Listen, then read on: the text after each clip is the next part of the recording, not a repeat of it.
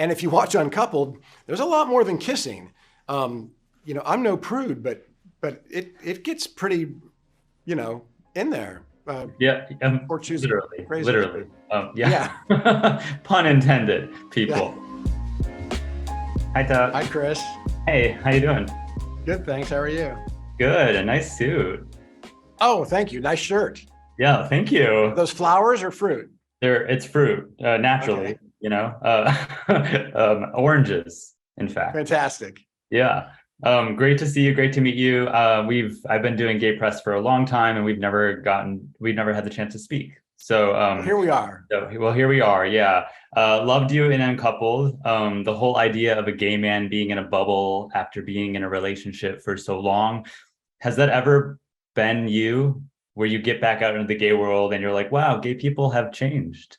Unfortunately, I have experience in this arena. Yeah. Um, I've had four significant intimate relationships in my life, and I've been dumped in 50% of those relationships. And the reason I think that those two guys dumped me is because they are morons.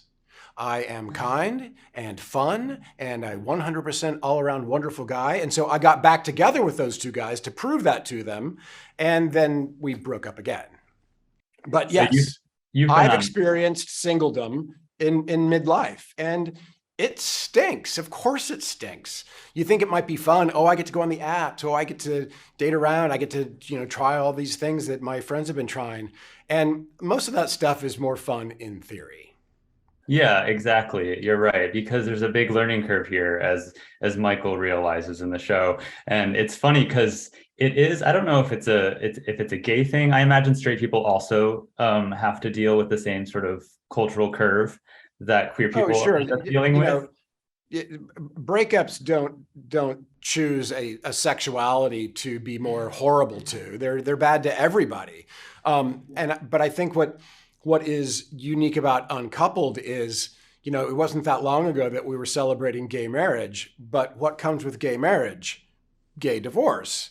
And so, there's two sides to that coin. And to reflect what it's like to be single and gay in midlife in an urban environment is not something that we've explored a lot. And, in the hands of Jeff Richmond and Darren Star, breaking up stinks when it happens to you, but when it happens to someone else, it's funny.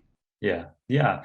This idea of not this idea. I mean, it's real. Seeing gay men on TV in relationships, whether they're loving each other, whether they're not loving each other, going through the very human experience of romance. And I was reflecting on Bob and Lee in Desperate Housewives, which Uh-huh. I watched with my mother every single episode of that show, and just sort of reflecting on any kind of shift that sort of has happened in the way that gay men in relationships or queer men in relationships are portrayed in television shows. Having been a part of both shows at different times, um, how do you reflect on playing gay characters in relationships? Well, I think that's a really good observation because there has been a shift.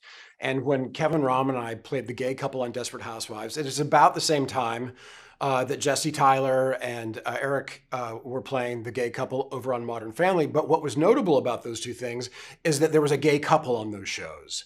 And what I think has happened since is you've got a show like Uncoupled where it's full of characters from the LGBT community. It's not just the gay couple who have to represent what a gay couple is. You've got different stripes from a very colorful tapestry, and so I don't feel like we have to show up and feel like we're representing what being a gay person means, because as we all know, there's a huge spectrum, and that spectrum is now starting to be reflected in the programming that we have. Yeah, that's very true. I was also considering, I don't remember in Desperate Housewives how many love scenes you got to shoot.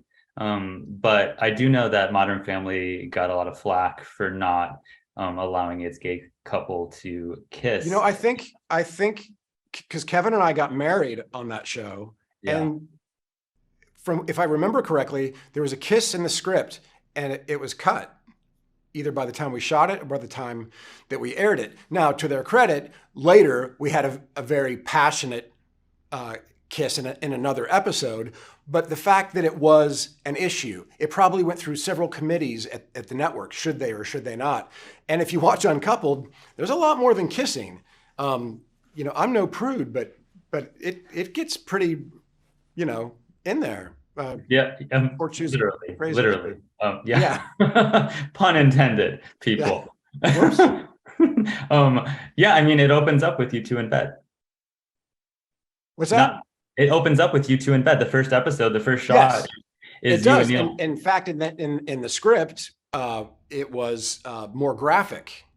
What made it into the episode was a little bit tamer. But the fact that we are pushing that envelope in scripts and what we shoot, and maybe it doesn't always make it to screen, we are headed in that direction. I think that's a great thing. It's just more representative of who we are as a community.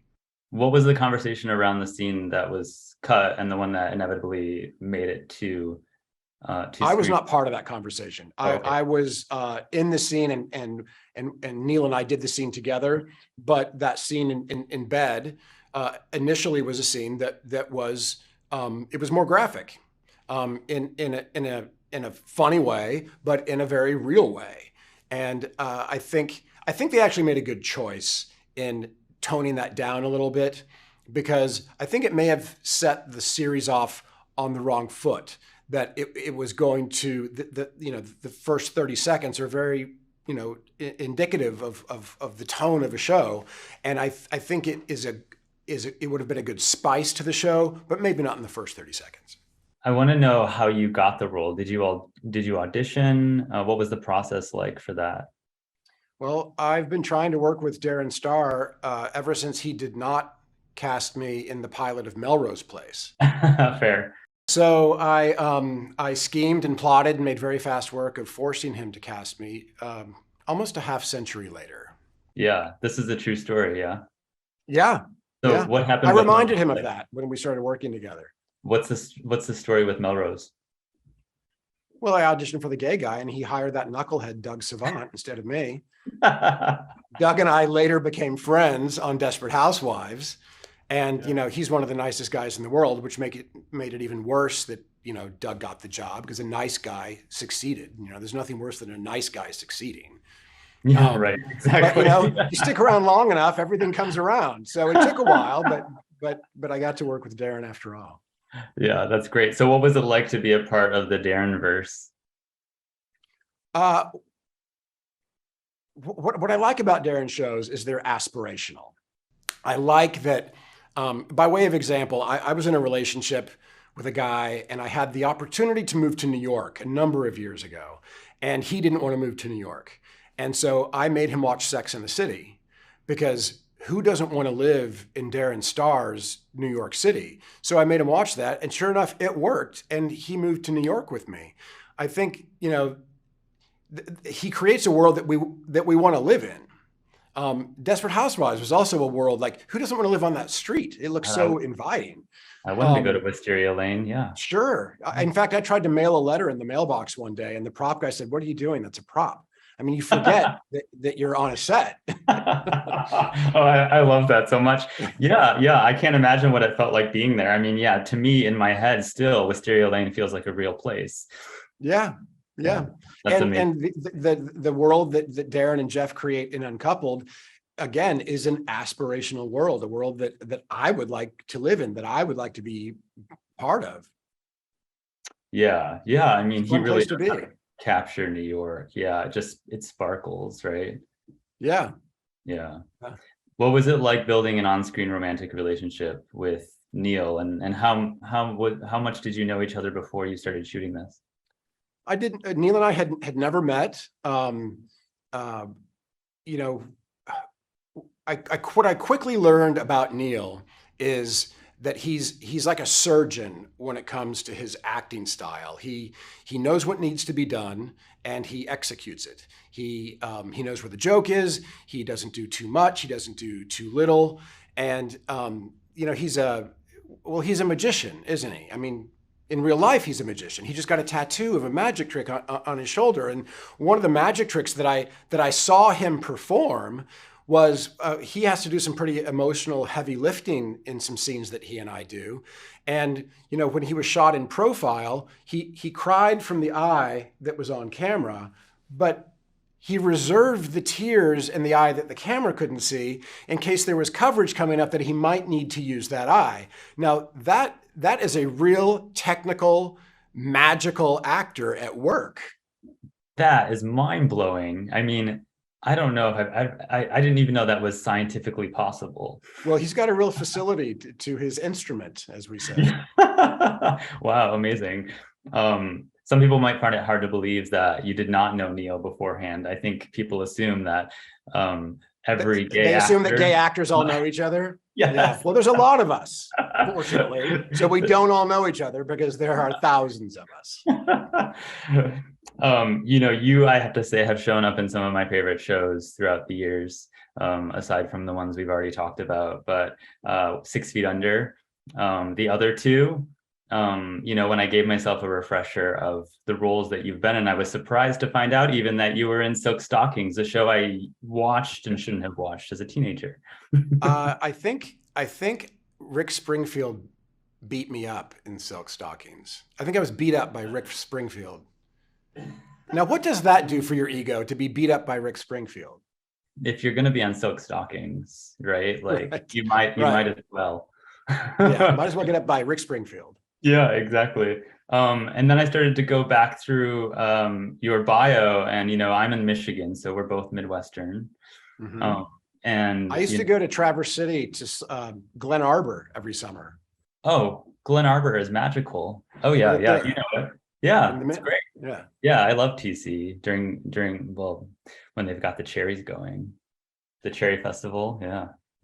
Oh, well, that's where I learned what jimmies are. We call them sprinkles. You guys call them jimmies. I didn't even ice know that. cream. You're teaching me about my own state, and I've lived here my whole life. Well, got to learn things somewhere. That's where I learned about jimmies. But while growing up in Kansas, what was the moment in your life where you thought, okay, I want to be an actor? I remember in high school, I went to see a production of Cyrano de Bergerac at the Guthrie Theater in Minneapolis. And there was a moment where the stage went dark and it came right back on, and a huge tree branch had come out from under the proscenium, and the actors took their cues off of individual leaves that fell off of that branch. And I remember thinking, that is so cool. I want to do cool stuff like that. So I think I was more interested in like the magic and the tricks. And the first musical I ever saw was The Music Man with Tony Randall at Starlight Theater in Kansas City. And I was just a kid. And I remember at the end of one of his big musical numbers, Tony Randall climbs to the center of this red Japanese bridge, one of those short but highly arched red bridges. And he throws out his arms, and it's a big musical number that ends. And my takeaway was, that's not a real bridge. That's a bridge on a stage, and that's cool. I want to do that. So my entrance to being an actor was for all the tricks and the fun stuff. So then, now that you've been doing this for quite some time, what are the tricks that you've been able to pull that you've loved? Well, I used to think as an actor, I wanted to ride a horse, shoot a gun, and get killed. And I got to do all three of those things in The Mummy 20 years ago. So maybe I should have just retired at that point, because it's all downhill after you get to ride a horse, shoot a gun, and get killed. And of course, Rick Springfield. Yes, well, that was a departure from. I'm